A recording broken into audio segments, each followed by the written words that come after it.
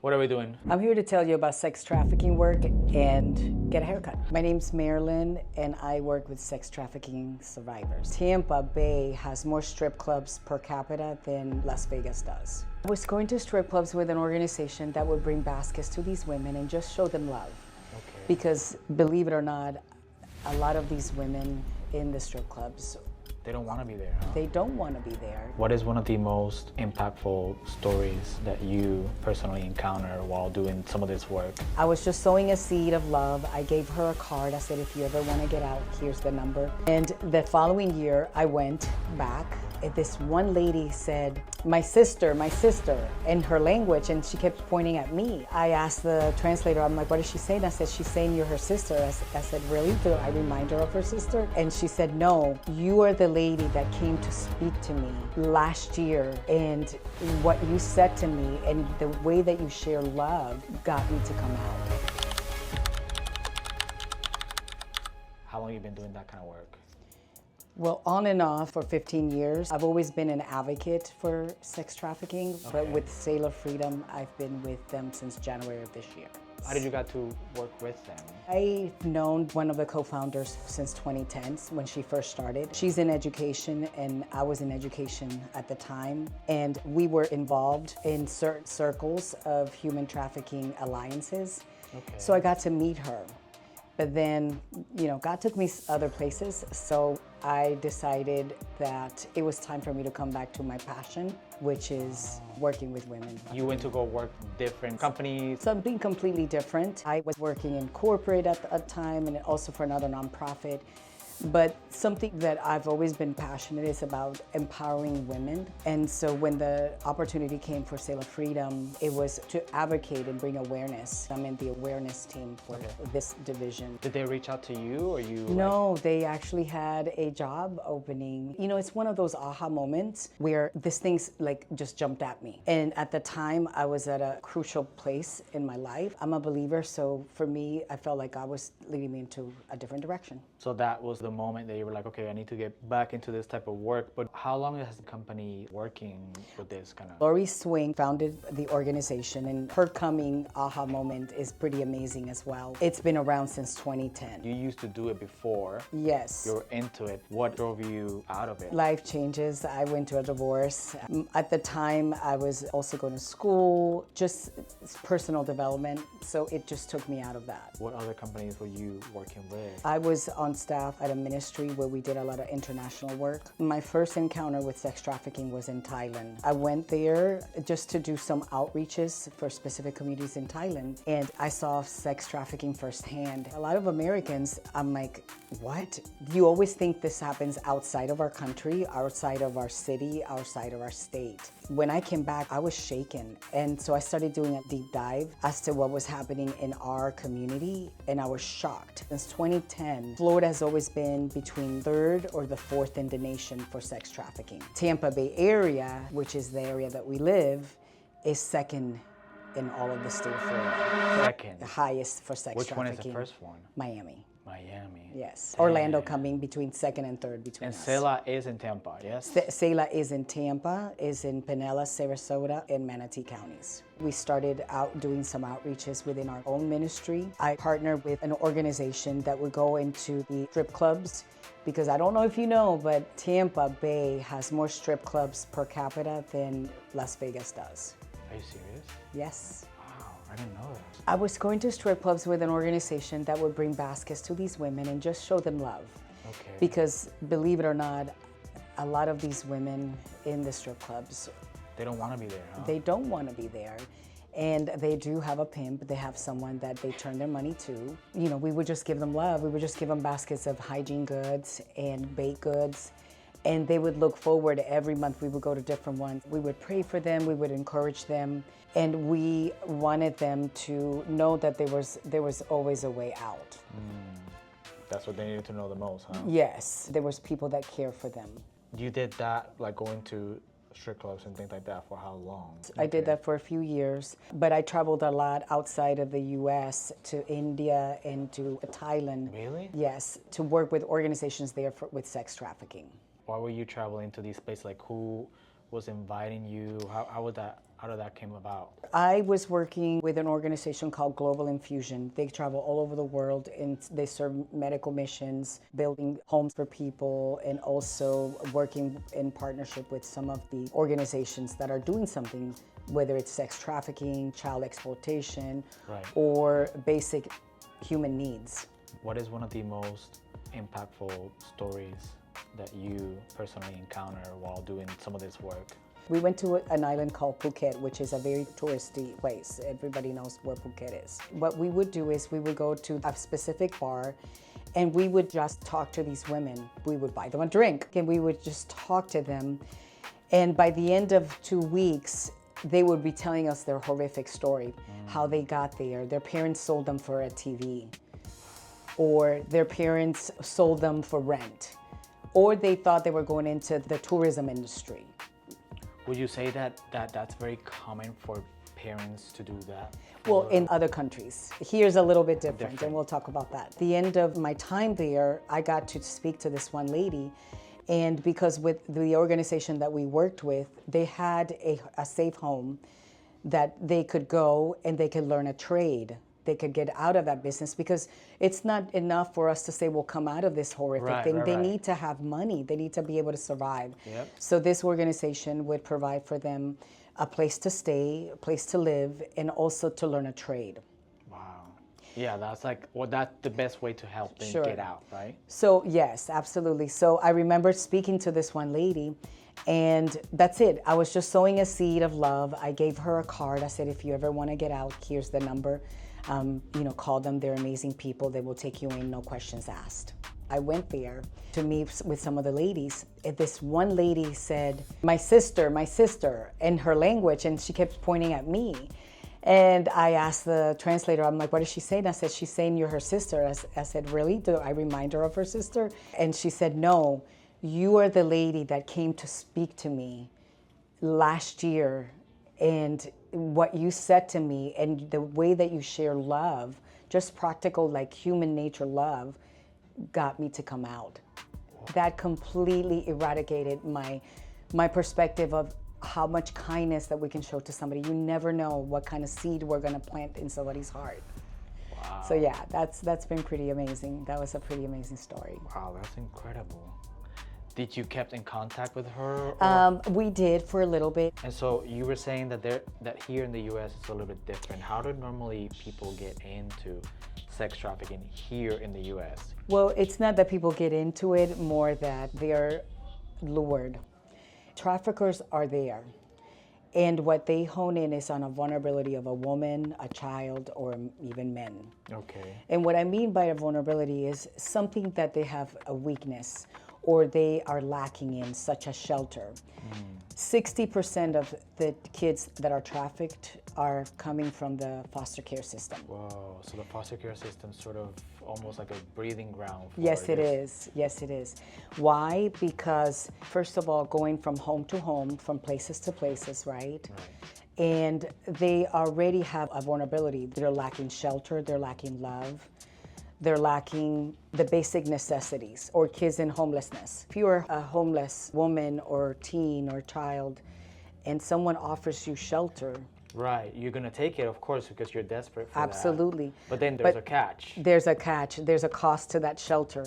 And maybe not in the very beginning, because a lot of these people will befriend you, will become your boyfriend, will become your friend. And they will cultivate that friendship, cultivate that love, shower them with, with gifts. Right, right. And then one day, the unimaginable happens. Hey, can you do me a favor? We're strapping for money, and I know I would never ask you for this, but can you, go sleep with my friend, or, they're gonna pay us. And because the woman has already felt the love that she may have not felt at home. Out of loyalty, basically. Out of loyalty. Sort of like she will go for it. Yes. So it's not like in the movies. People think you're gonna, the white man's gonna come and snatch you. Right, no. right.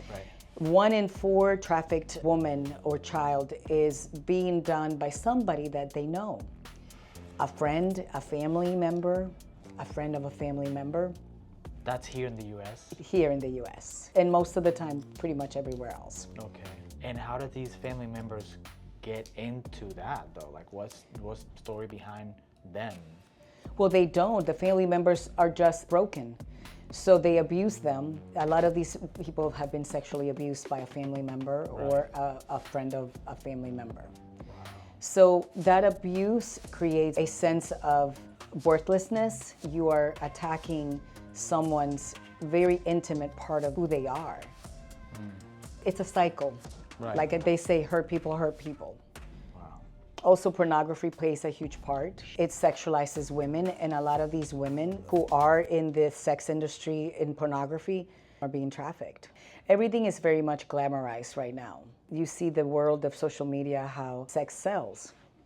Right. Bottom line, sex sells. Yeah. So it's a glamorization. These people are broken. They're hurting. Right. Yeah.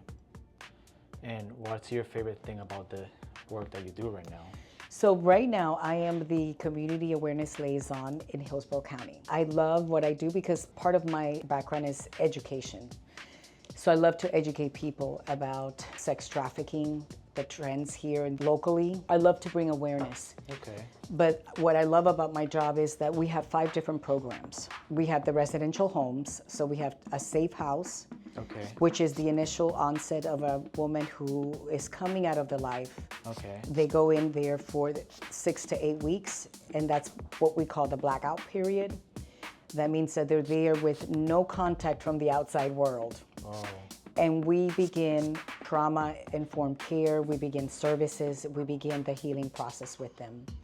Once they graduate from the 6 to 8 weeks, they go to our long-term residential home, and they're there for 2 years. And because we are nonprofit, everything that we do for these women is completely through donations and grants. Okay. These women come in sometimes with nothing but their clothes on their back. We provide them everything that they need. There's going to be a link in my bio. Donate if you want to partner with them to do something about it. This is going to be a really good opportunity for you guys.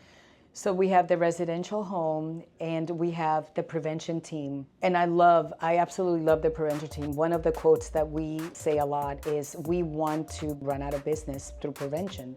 Because if we can prevent this from happening by educating our teens, educating our children, going to the schools. So the prevention team goes into the school system and we have curriculum that we have created from elementary all the way to college age students. And our goal is to be in every school. If you are out there and you're a teacher or you have any pull in the counties that I mentioned in the school system, give us a plug. Reach out for sure. Yes. That's amazing. So prevention goes into the school systems and educate the children. Then we have the outreach team. The outreach team partner with local authorities, and they go to stings with some of the local authorities to begin services for them once a woman gets picked up. They also go into the jail system to the women to begin services. Once they get out, they have a place to come and begin their healing. We actually have a huge outreach coming up in August. It's called SOAPs, and we need about 150 volunteers, and we're gonna go to all the motels in the Hillsborough County and provide soaps and wipes, because what does a woman do after they get done? They go to the bathroom. And in these soaps and wipes have an 800 number. So we're going so they can call there yes, if they we're want giving to it for free to all the motels. So tell me about one of your favorite experiences here in Tampa with some of the survivors. Like I said, my job, part of what I do is bring awareness and education. And there's nothing more satisfying for me when I start talking to people that don't realize that this is happening in their backyard. This is happening here in Tampa. And for them to, like, their eyes to be opened and to be aware that everybody can do something. Even as it's as little as you can volunteer with our organization, you can throw a party with a purpose for our organization. You can sponsor a room in one of the houses. There's so many ways to get involved. So for me, specifically in this season in my life with Selah Freedom, is I love to tell people about what I do because it is such a need for these survivors to know that they have a place to go to, and they don't have to worry about anything, and that we're going to provide the services needed with excellence for them to have the healing process. And the Safe House is also runs on donations as well? Everything. Everything. Everything. These women, the 2 years that they're with us, they don't have to pay anything. We have an 87% success rate that these Really? women will not return to the lifestyle because we have excellent programming. We take care of these women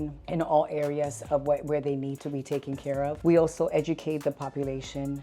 We are invested in the lives of these women to be whole, and we walk them every step of the way. You'll hear some stories from some of our survivors. They came to the program 2-3 times, and there was no judgment. They leave, they go back to the life. We open our arms, because it takes about 7 times before someone will actually leave the life. When you say 7 times, they tried it, they Yes, come back, they because, tried it? Yes, because it's so engraved in them. It's fear, it's different reasons. So you have to be like consistently being like, okay, we're here for you, we're Yes. here for you, we're here for you, until like Yes. one day it hits them and they're like, okay, I'm just going. I mean, not every woman takes 7 times, but that's the statistics, Yeah. right? And most of these women are going back to school. They have a job already in place. Once they finish the program? Yes, they already have a job. They already know about financial literacy, because we provide that as well, to be successful. Some of them are getting their bachelor's degree, a trade. Wow, well, I'm gonna say I'm so proud of you. That's amazing what you're doing. I think that it's crazy how obviously you got back into it after experiencing some of that, and you're making a big difference. For me, I want to leave a legacy, and the legacy is for people to know that they're loved at whatever capacity. And also, as I got older, I wanted more meaningful job. I work with an amazing team. We're all very passionate. We all are unique and bring something to the table that creates a really great environment to work. What does your daughter think about the work that you do? My kids are very supportive, extremely supportive. My daughter thinks it's amazing. You know, when she was 13 years old, she'll tell you the story when I came back from my first trip and really finding out about human trafficking here in the Tampa Bay region. I made her watch a human trafficking documentary. Really? I'm like, we're gonna know the signs. We're gonna know the systems. At the age of 13, you started Yes. Oh, yes. What age is a good age that you think that kids should be like already like? As soon as the child begins to ask questions about anything. Right. Too young is never too young. And that's why it's so important. Like, we have curriculum for children as young as 9 years old, 8 years old. Really? As soon as your children begin to be inquisitive about sexuality, I would talk to them about what is safe touch, what is a healthy touch from an adult, from a teen, Right. you know, from a peer even. Yep. I'll never forget, I have this one story of a client of mine who I dearly love. I will never mention her name or anything like that. She was telling me a story about her growing up. Her grandfather abused her since the age of 6, since she was 6 years old, all the way until she was 13 years old. Yeah. At the time when she's telling me this story, and she's not going too graphic into detail, but she's telling me like some of the things that did end up happening. My daughter was 6 years old. You can imagine as a father. I started weeping Yes. with her, and I apologized on behalf of her grandfather. When the time she turned 16, her grandpa died, and she decided to be bold enough to finally confess to her mom because she was terrified of saying something. And you know what happened? Her mom called her a liar. She was never heard, never loved, never cared for, never really. Right. And that really drove her into like making really bad Decisions. Yes. And you know, that happens more often than not. You know, from my personal story, I was sexually molested when I was young. Really? And I told my mom, and I had the same reaction. Really? Yes. From a family member too? Yes, from an older cousin. And I remember, I mean, very specifically telling my mom, and you know, her words like, "Don't tell your father, because he will kill him." So I carried that until early 30s, until I actually confronted her. I didn't tell her names, but I did tell her I was molested when I was 8 years old, actually. 8.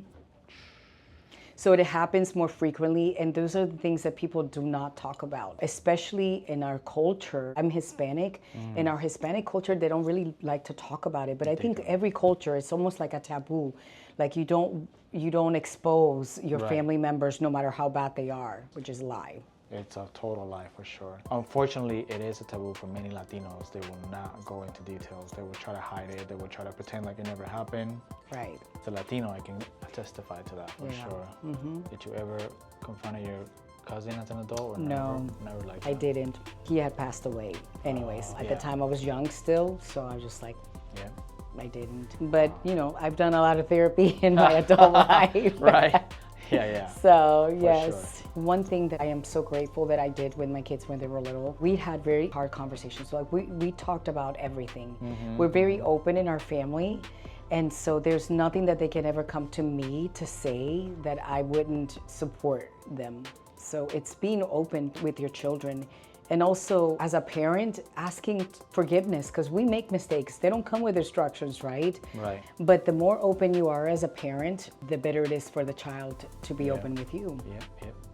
Yeah, you create that safe space for them to come and actually say what's in their hearts, right in the mind. Right. Because one of the worst things that a kid can do is keep things to themselves, and then that ruminates and grows, and then eventually it's going to explode at some point. Because Right. that's not ever stay. Nothing that is ever painful, hurtful, traumatic stays inside. It eventually is going to come out some way, Right. or somehow, in some sort of either habits or drug abuse or whatever. Exactly. Absolutely. Well, grateful for Selah and for any other organization that are making a difference. That's incredible. Has been like around for more than like 15 years. Yeah? Yes, they've been around for 15 years. Wow. Doing amazing work. Like I was saying earlier, we have 5 different programs. The residential homes, we have the outreach, the awareness, the prevention, and consulting. So let's say you know someone in another country or another state and they want to open up a safe home or an organization like ours, we provide them the tools and the consulting to be able to do that. So they don't have to... They don't have to be like us. We're just there to support them and to help them create the bylaws and how to do the initial work. It's already been done, so we come alongside and consult That's with them. incredible. Yeah. I mean, it's about partnership, right? It's Yes. not about one organization or the other. It's about making a difference. Absolutely. This looks so freaking good, huh? You feeling it? Yeah? Oh yes. Wow. Different person. How do you feel about the bangs, like here in the front? It's good there, the Yeah, length? yeah, I this think is it's good. there, I yeah? think it's good because when I have it more body and curly, it's gonna look great. Heck yeah. I love it. Oh my gosh. Heck yeah, we did it. We did it.